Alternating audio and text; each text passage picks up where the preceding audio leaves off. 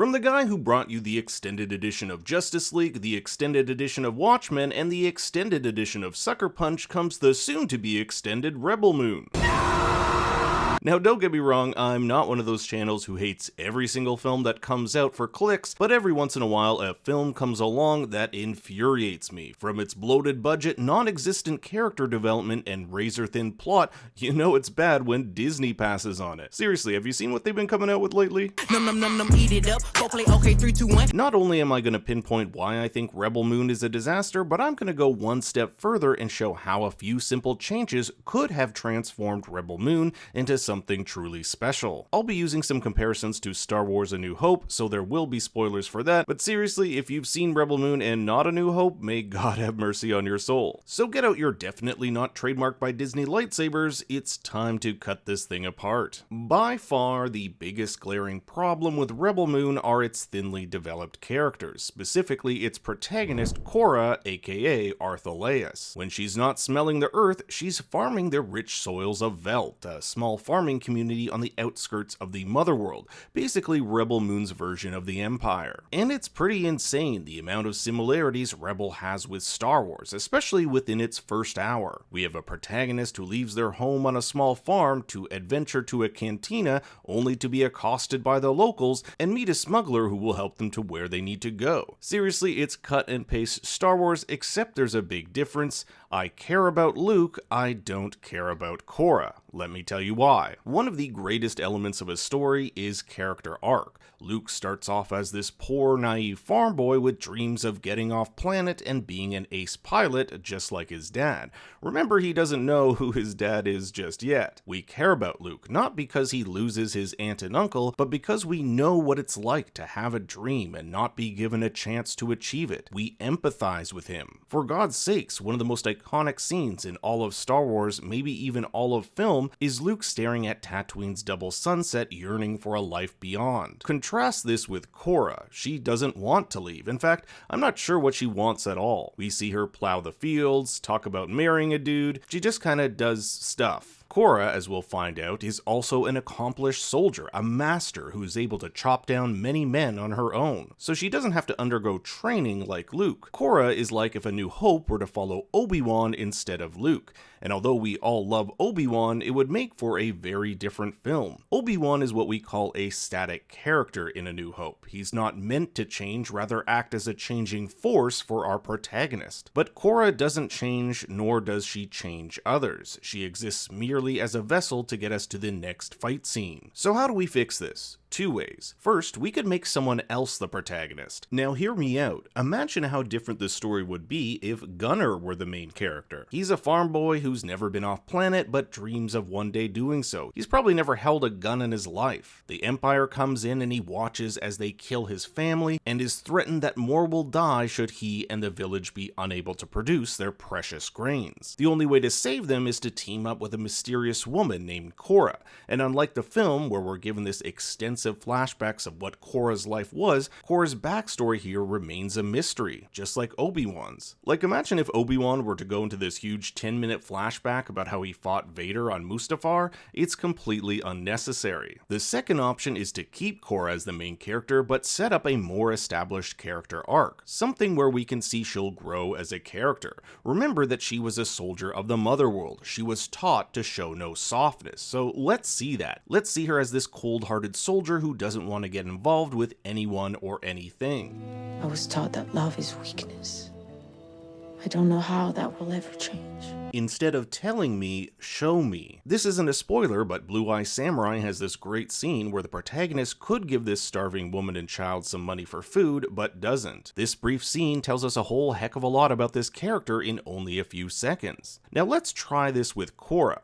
Imagine how heart-wrenching this scene would be if Sam pleads for Korra to help her, but she does nothing. Perhaps she even walks away. It will only be when Korra herself gets caught by these men that she'll have to intercede. Sam is saved, but only as a byproduct of Korra having to save her own ass. This leaves room for Korra to change over the course of the movie, and as she establishes relationships with the other crew members, the climax would include a moment where she must make a similar decision, a redemption if you will. Will she fight and risk her life for someone other than herself, proving that she's changed, or do nothing? And if you thought our protagonist had no character development, well, don't even get me started on the secondary characters. The second act of the film is basically Korra and Gunnar going around collecting a group of ragtag soldiers to join them in their cause, but so little is really known about them that we never really get a chance to just hang out with them and discover their dynamics with one another. One of the things I loved about James Gunn's Guardians of the Galaxy is that all the characters feel distinct from one another and interact in organic and fun ways. We never get that scene here where they're all just sitting around having a laugh, talking shit to one another. Show me the camaraderie of this team and make me root for them. How does Nemesis talk to Tarek? What happens when Tarek takes a swig of one of Titus's drinks? Instead, we get a 10-minute long hippogriff taming scene which is completely useless. Having less fleshed out secondary characters also means the film's big betrayal doesn't hit as hard. Kai is our Han Solo type character, but unlike Han, he doesn't have an arc. In A New Hope, Han is only helping for money. He decides not to help in the battle against the Death Star, but surprises everyone by showing up, proving there's more to him than just dollars and cents. See, even the secondary characters in Star Wars have an arc. Now imagine how much more gut-wrenching Kai's betrayal would have been if he weren't this one-dimensional character who only wants money. What if Kai had no other choice than to turn her in, even having developed feelings for Korra as the story progressed? Perhaps he owed the Empire or risked losing his family, children, etc. The betrayal then becomes much more personal and also a heart-wrenching decision for Kai himself, making his eventual death all the more tragic. Making character decisions personal is a great way at elevating the stakes of not only our protagonists but villains as well. Rebel Moon's main baddie is an admiral named Atticus Noble. He's hell-bent on finding this rogue band of rebels so that he can prove himself to his master, Balisarius. But the film doesn't even scratch the surface of the dynamics between these two, even though it set it up, which makes it all the more frustrating. Remember that Korra was adopted by Balisarius and raised as his daughter, becoming his protege. Noble seems to be this new protege, calling Balisarius master. Noble's goal shouldn't be for fame.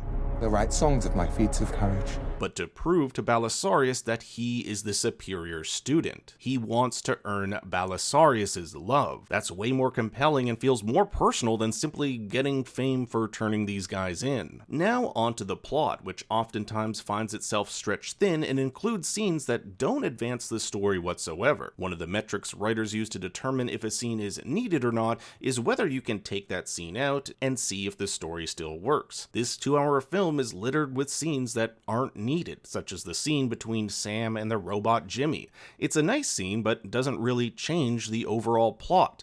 Now, some of you might argue, well, this is setting something up for part 2. Again, I look at Star Wars. There are no scenes like this in A New Hope, and that's a movie in a 9-part anthology. I really don't know how Netflix and Snyder can justify this getting an extended cut when the film should really only be an hour and a half max. The plot also seems to drive the story rather than the characters. For example, the plot requires Korra and Gunnar to get a ship off planet. In pops Kai, who, even though they tell him they have little to no money, agrees to risk his life and join them anyway. The plot led that decision because it was required of it, not the character. I found the same thing happen with Darian Bloodaxe's decision to join Korra. They're going to take on this giant dreadnought basically as suicide mission, and he's like, hell yeah, I'm in. But there are smaller nitpicky things that felt a little far-fetched to me. Like, why does this super advanced spaceship need this particular community's grain so bad? Can it not go home to another planet? The ship can warp through space but can't make enough food? I also didn't quite get why Korra went after these particular crew members. I get that Nemesis here is a great swordsman, but how is she going to help take down an army of millions? How is General Titus going to be of help when they don't have an army? In fact, their whole plan in saving Velt and taking down Noble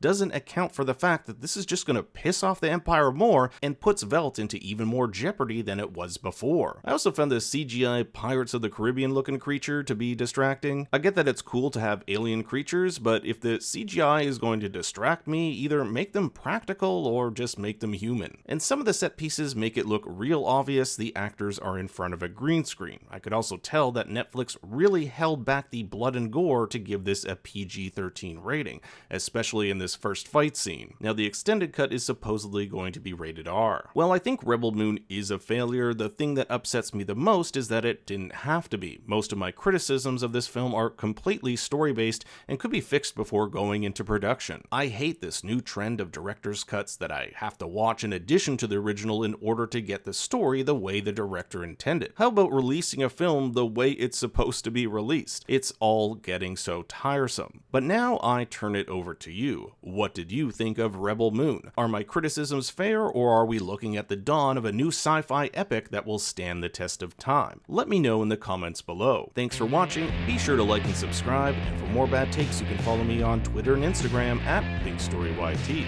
Until next time, remember, Daddy loves you very much.